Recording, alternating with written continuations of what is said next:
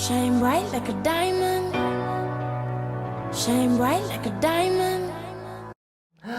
Peraí, cadê o T de bright e o D final de diamond? O que é? Eu esqueci como é que fala em inglês, tô parecendo a Rihanna que esqueceu dos fãs, que não escreve mais música. Não dá pra entender não, tô meio confuso. Peraí, eu estou aqui pra explicar o porquê a gente fala bright e diamond. E por que tem essa diferença do que tá escrito pro que tá falado, não é? Bom, pra explicar bem pra você essa parte que nem aquele ditado que a gente tem em português, sabe? O que ele fala a gente não escreve.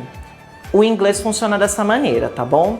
É uma língua fonética. Então, basicamente, tudo que a gente fala em inglês não é necessariamente o que a gente vai escrever. Já o português, ele é silábico. Então, o que a gente fala é o que a gente escreve. E talvez deve haver algumas exceções, eu não sei, eu estudei mais inglês na área de linguística, tá bom? Então tem essa diferença que cria uma bela de uma barreira, uma Berlin Wall, né? Entre o seu aprendizado e o tão sonhado inglês, né? Fica mais complicado porque a gente sempre vai comparar o inglês com o português, porque tem coisas do português que são bem parecidas com o inglês. Então a gente usa isso para poder aprender mais rápido e aprender melhor, né? E tem vezes que é diferente, que é nesse caso, né? O que a gente fala não é o que a gente escreve. Então, com isso, você não consegue entender muito bem o que os nativos falam. Os alunos, você, por exemplo, deve falar muitas vezes, eu não entendo o que está falando na música, por causa disso, né? Tem essa diferença. Então, o que a gente pode fazer nessa situação? Primeiro, essas consoantes são produzidas ou não? O T de bright e o D de diamond estão lá? Eles estão, mas eles não estão lá de forma agressiva, de uma forma muito sutil. Primeiro a gente tem que saber como fazer esses dois sons, tá? Então esses dois sons são bem simples. Vamos imaginar que isso daqui é a minha boca, tá bom? Esses daqui são os meus dentes da frente. Essa daqui é a minha língua, blá blá blá. E a gente vai bater a ponta da língua no cume do céu da boca. Não vai pensar besteira, tá? Mas vai encostar aqui atrás dos dentes superiores da frente. Então você vai sentir uma estria aqui, tá? Quando você passar a ponta da língua, que é a única estria que a gente quer ter na vida, tá bom? E aí você segura a língua aqui, né? Mantém a língua aqui nessa posição.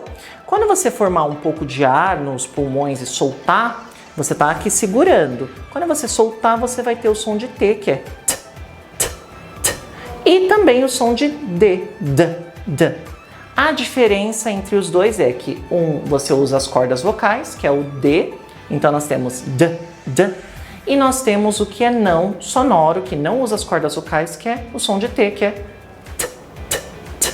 Não usa as cordas vocais para esse som. A Ana, né, a Riri, a Riri, não produz os dois sons completamente, então ela fala bright e ela segura. E depois ela solta sem fazer ela não solta, né, a consoante de forma brusca. E a mesma coisa pro D de diamond, shine bright like a diamond. E ela segura, não solta. Então, com isso, você não ouve o som perfeitamente. E aí fica mais complicado de se entender. Agora, sabendo isso, vai ficar muito mais fácil, porque você sabe que a consoante está lá, mas não foi falada da maneira que a gente está acostumado, como a gente talvez falaria um pouco próximo do português, né? E isso facilita com que você entenda o que os nativos estão falando, tanto em filmes, seriados, música e por aí vai. Agora, no meu curso de pronúncia, eu ensino isso muito para os alunos, não só como articular os sons, como eu ensinei para vocês agora, dois sons, o T e o D, mas também como você pode juntar estes sons em inúmeras palavras através de trava-línguas e também de outras técnicas. Já fica mais fácil de você compreender os nativos, né? E o que você pode fazer para aprimorar sozinho é pegar uma música, ler a letra da música, né? E você acompanhando para ver se o que está sendo dito realmente é o que está escrito.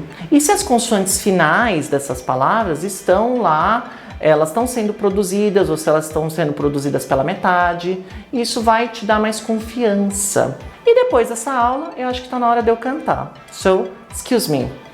DJ, hit the play.